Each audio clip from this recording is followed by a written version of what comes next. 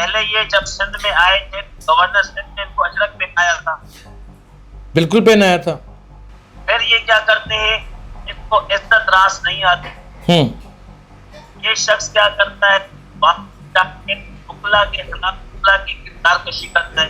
बिल्कुल, आपके यहाँ एक मुल्ज़म की हैसियत से आया हुआ मेहमान और आप 20 से 25 वकला उसके ऊपर टूट पड़ते हैं और उसको घूंसे मुक्के मारकर उसकी खातर तवाज़ा करते हैं। क्या ये अच्छा नहीं था कि आप NCCI में उसके खिलाफ एप्लीकेशन दे देते, आप थाने में किसी एप्लीकेशन दे देते, आप कोई हरासमेंट का पर्चा करवाते?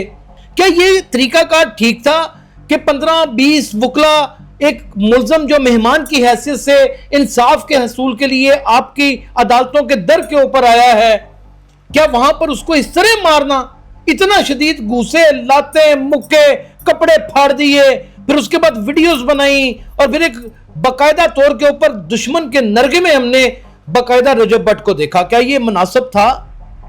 ये मैंने, ठीक है जी, ठीक, थाने में ये एप्लीकेशन आपके सामने जो वकला की किरदारकशी के नाम के पास जजेस की यहाँ पर कोई इंजीनियर मौजूद नहीं है और वहाँ पे जब एक प्राइवेट लिटिगेंट अलाउ नहीं है, नहीं आ सकते, तो ये कैसे था? तो ये जबरदस्ती दाखिल हुआ, अपने तक 15 से 20 गुंडे लेकर आया था, इसके साथ आज गार्ड मौजूद थे और 29 दिसंबर नहीं, ये तो उस कोर्ट की सिक्योरिटी का मसला है ना। देखिए सोलंकी साहब, ये तो उस कोर्ट पर बाहर खड़ी हुई सिक्योरिटी की प्रॉब्लम है। उसको चाहिए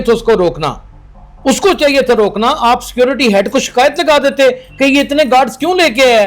आपने तो अपने पेटी भाई वकील अली इशफाक की भी इज्जत का रतीब बराबर ख्याल नहीं रखा और मुसलसल उससे बहस भी की, तकरार भी की और उसकी सुनी भी नहीं। हमलावर पहले वो हुए थे, उनकी टीम के मेंबर हमलावर हुए थे, जिनके साथ लोग आए थे वो हमलावर हुए हमारे ऊपर, हमारे एक वकील पर हमलावर हुए।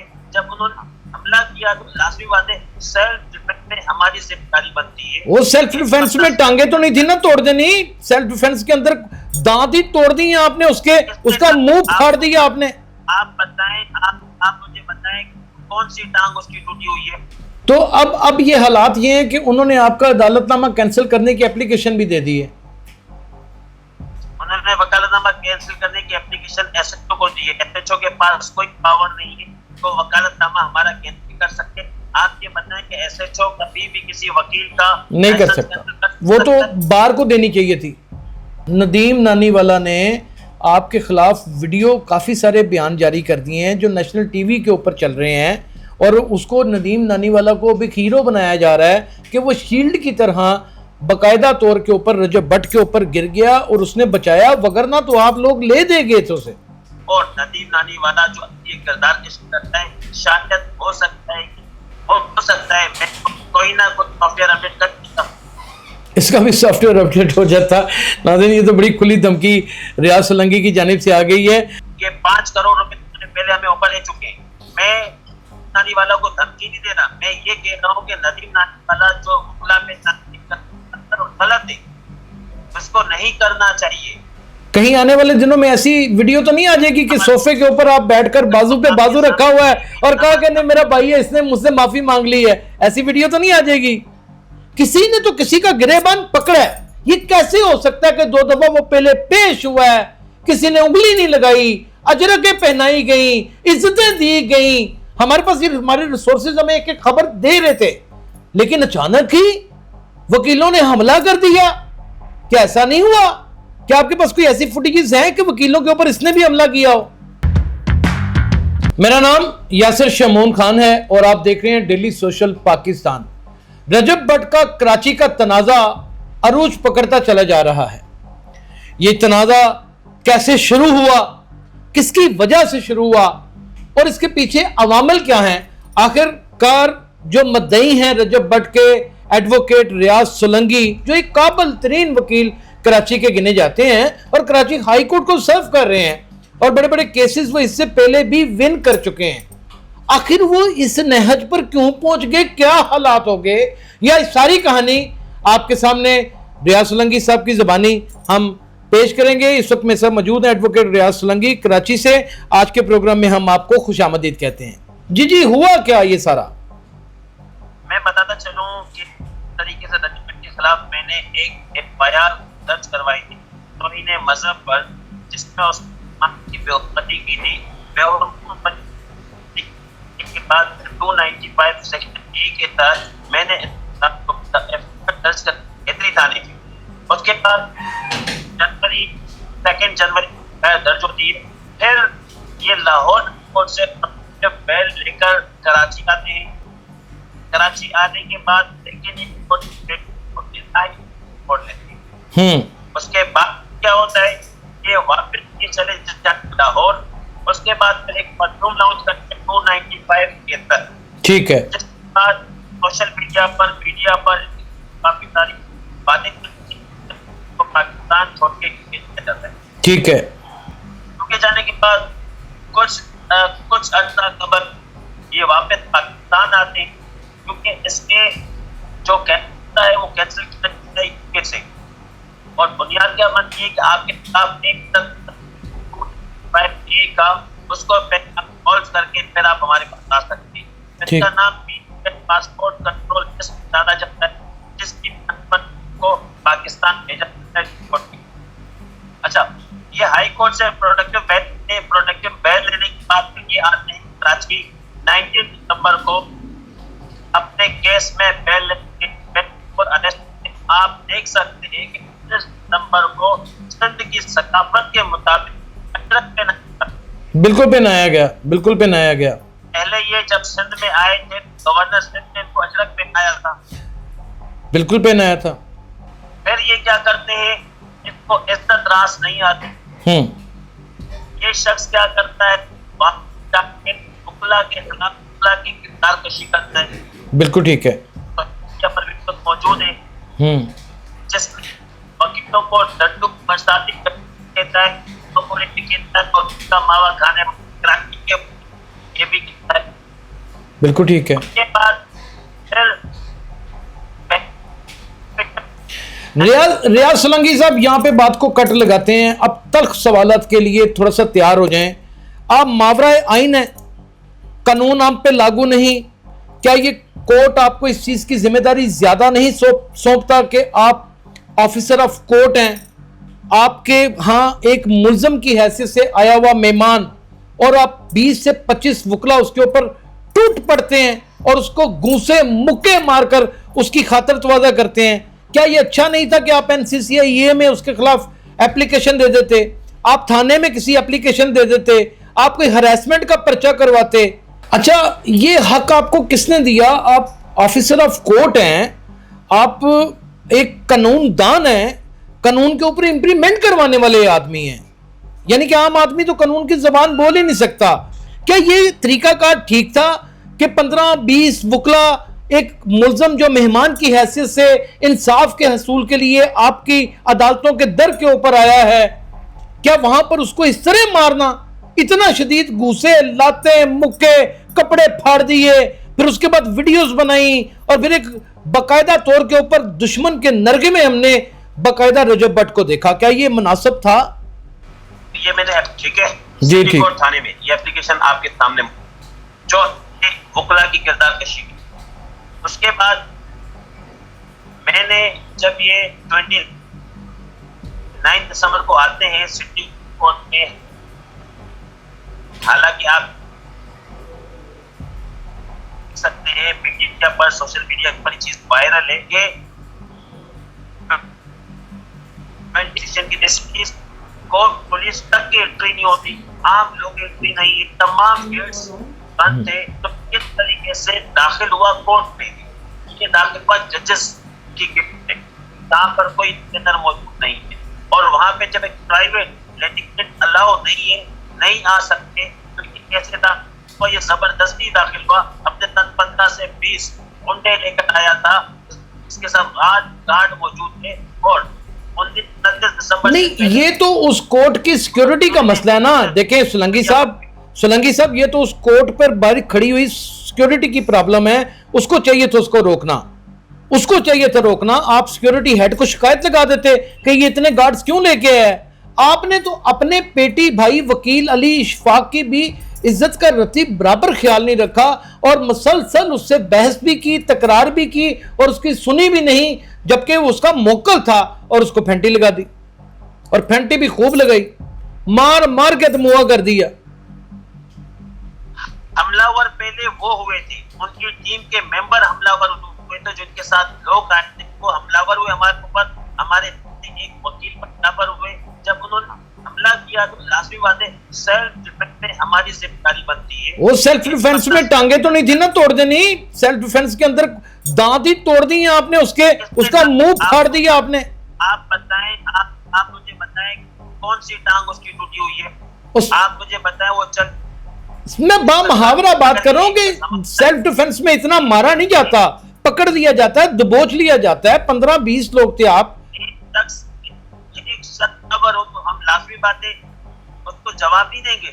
नहीं वो आपकी बात, वो आपकी बात ठीक है, वो जवाबी कार्रवाई दो लोगों के बीच में एक शख्स हमला करेगा, उसको गाली देगा, गलत अल्फाज कहेगा या उस पर हाथ छोड़ेगा तो लाजिम हमारे हम क्या करेंगे। अच्छा, एक और इल्जाम भी आयद होता है आपके ऊपर और ये बाज़बाने ज़द आम है सोशल मीडिया पे कि लाहौर हाईकोर्ट के एक वकील हैं, मरूफ वकील मियां बलाल, उनके बारे में भी नारवा डिफेंस में किया अभी के साथ में ये कहे एक सिटी को उठाने में, ठीक है। तो अब ये हालात ये हैं कि उन्होंने आपका अदालतनामा कैंसिल करने की एप्लीकेशन भी दे दी है।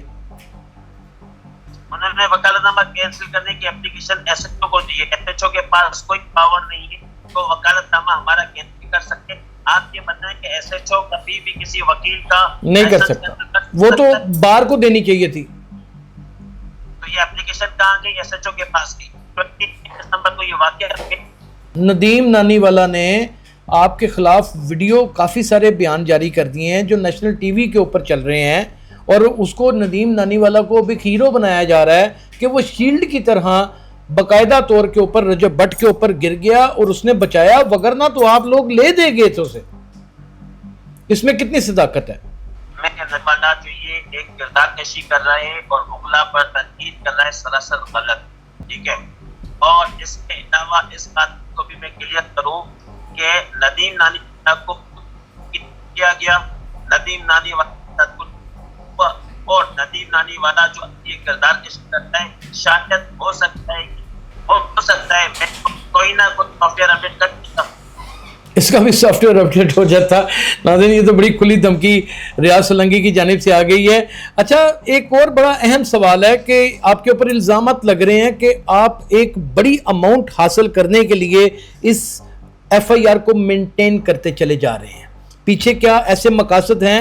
सच बताइएगा रियाज भाई, आपका बहुत बड़ा नाम है, सच बताइएगा। मैं इस बात को क्लियर करूं, ठीक है, इस बात को मैं क्लियर करता चलूं कि 5 करोड़ रुपए पहले हमें ऊपर ले चुके हैं। मैं नानीवाला को धमकी नहीं दे रहा, मैं ये कह रहा हूँ कि नदीम नानीवाला जो मुगला पे गलत है, उसको नहीं करना चाहिए, क्योंकि हमारी डिग्निटी पर वो जो बातें कर रहा है वो बिल्कुल। और ये कि 60 मुगला की वीडियो का है जिसमें नदीम नानीवाला को बिल्कुल बहुत नाखुन लेने चाहिए।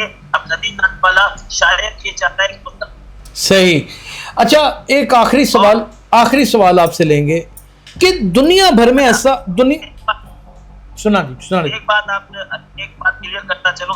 सोशल मीडिया पर एक वीडियो वायरल हुई है मेरी, जिसपे कहा जाता है कि नदीम नानीवाला और रजब भट्ट रियाज अली सोलंकी एडवोकेट का सॉफ्टवेयर अपडेट कर दिया, जिसमें मेरे कोट और मेरे कपड़े फटे हुए। ये 2 बच्चे एक में थाने में सिंध बिल्डिंग कंट्रोल अथॉरिटी अपना ये करने के लिए आते हैं नोटिस के, तो आते हैं 30 से 25 होते हैं, जिसमें नदीम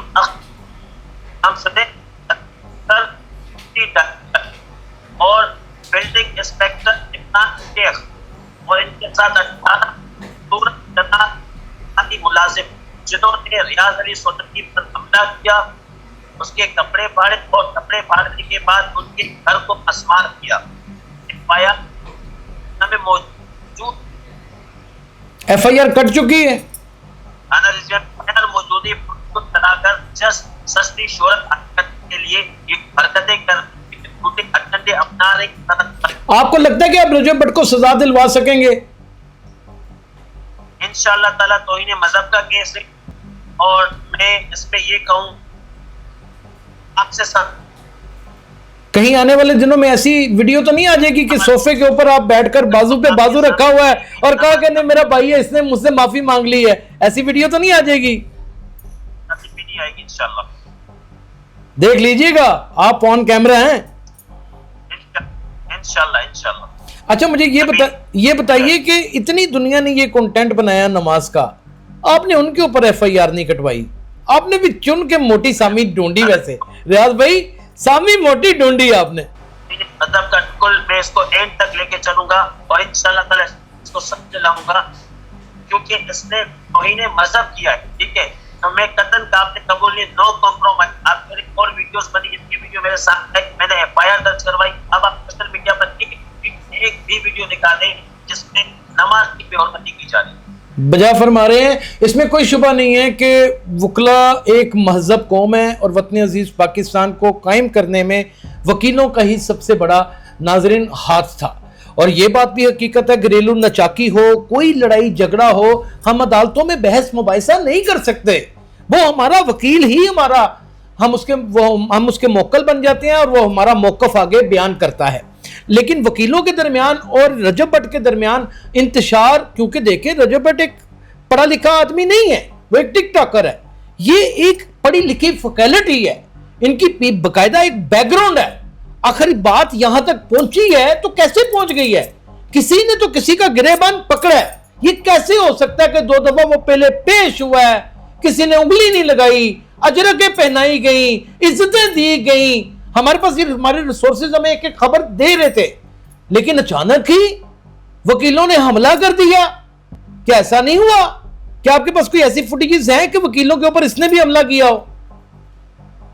मैं बिल्कुल बताता चलूं, 29 दिसंबर को जब स्ट्राइक थी तो जजेस गेट पर वहां पर मौजूद नहीं थे, बस एक आध 2 वकील मौजूद थे। जब वहां से दाखिल होते तो उस वक्त कह देते, जब उस पर हमलावर होने के बाद फिर उस वक्त आपको के साथ मैं आपको इस चीज का ये जहां जाते तो कितना 7, 8, 10 दिन की वीडियोस बना के अपने कैमरा लेके वीडियोस बना रहे होते हैं। हमारा फिट उन्होंने दिखा दी, फिट वीडियो दिखा दी कि भाई बुकला इस पर करता है, बाकी वो वीडियो भी तो मजदार पे आए ना, वो वीडियो मजदार पे आए जो उन्होंने तशद्दुद किया, हमला किया या हमलावर हुए, तो वो तो दिखता है ना सामने वीडियोस इन लोगों ने बनाई। लेकिन बहुत सारे वकला बरादरी पंजाब में आपके इस हरकत की बड़ी मजम्मत कर रहे हैं, जिसमें फ़हीम खोकर भी मौजूद हैं, जिसमें बाकायदा तौर के ऊपर एडवोकेट फ़हीम खोकर हैं, एडवोकेट मियां मतीन हैं जो पॉपुलर तरीन वकील हैं, वो इस चीज़ की मजम्मत कर रहे हैं कि ये नहीं था होना चाहिए, वकला को हाथ नहीं था उठाना चाहिए। अगर कि इसमें इस बात को मैं बिल्कुल क्लियर करता हूं, तब अपने साथ स्ट्राइक में वो जबरदस्ती दाखिल होते हैं, स्ट्राइक में तो अलाउ ही नहीं है। दाखिल होने के बाद 15-20 लोगों के साथ दाखिल होने के बाद वो तो एक प्री प्लान करके आए थे। हम एक ऐसा रियाज भाई ये देखें, ये बात जो है ना काबिले कबूल नहीं है, माजरत के साथ आपकी ये बात काबिले कबूल नहीं है। आप मुझे ये बताएं कि कोई शख्स अगर पिस्टल लेके अदालत के अंदर आता है तो ये तो अदालत की सिक्योरिटी के ऊपर बात आती है ना, बीच ऑफ सिक्योरिटी है। उसने आपकी अदालत की सिक्योरिटी भंग पीने चली गई थी। उस दिन उसकी पुलिस की एंट्री बंद थी क्योंकि 29 नवंबर को जो स्ट्राइक की गई थी कंबरदार कोर्ट में, एसएसपी कंबरदार कोर्ट ने क्या किया कि हमारे एक एक्स सेक्रेटरी नसीर कलोड़ों के घर मार की और ड्यूटी के एफआईआर दर्ज की। उसके बाद ये एफआईआर, उसके बाद स्ट्राइक कॉल दी गई सिटी कोर्ट की तरफ से, जिसमें पुलिस की एंट्री बिल्कुल बंद, वहां पुलिस की एंट्री बंद था उस कोर्ट के अंदर। तो उस दौरान 15-20 लोग मुक्ता ने रोकने की कोशिश की, उन्होंने मुद्दा उस पर हमला किया, तशद्दुद किया। तो बेबेडन लाजमी बात है, जवाबी का ये बात आप हल्फन कर सकते हैं? मैं जब आपसे कह रहा हूँ कि ये चीजें आपके पास सोशल मीडिया सारी चीजें आ जाएंगी, जो आपके पास आ जाएंगी। नाज़रीन, इसमें कोई शुबा नहीं है, ये हो नहीं सकता ताली एक हाथ से नहीं बजती। हकायक को मसक करके बुरे तरीके से तरोड़ मरोड़ के हर खतो हाल में पेश करने की कोशिश की जा रही है और व्यूज़ के हसूल की खातिर किसी भी जगह तक पहुंचा जा रहा है। इन्वेस्टिगेटिव रिपोर्टिंग के लिए तल्ख सवालात का होना बड़ा ज़रूरी है। एडवोकेट रियाज सोलंकी की आप एक तो दाद देंगे कि किसी ने भी उनको इंटरव्यू में लिया है और सख्त से सख्त सवाल किए हैं और उन्होंने खंदा पेशानी से उसका जवाब दिया है, हर सवाल का जवाब दिया है। उन्होंने किसी को कोई लीगल नोटिस नहीं भेजा। कहीं ना कहीं गड़बड़ रजब भट्ट के गिरोह की जानिब से हुई है। वो कहां हुई है, आने वाली वीडियोस में इसका इंकशाफ भी करेंगे। अपना बहुत ख्याल रखिएगा। अल्लाह हाफिज।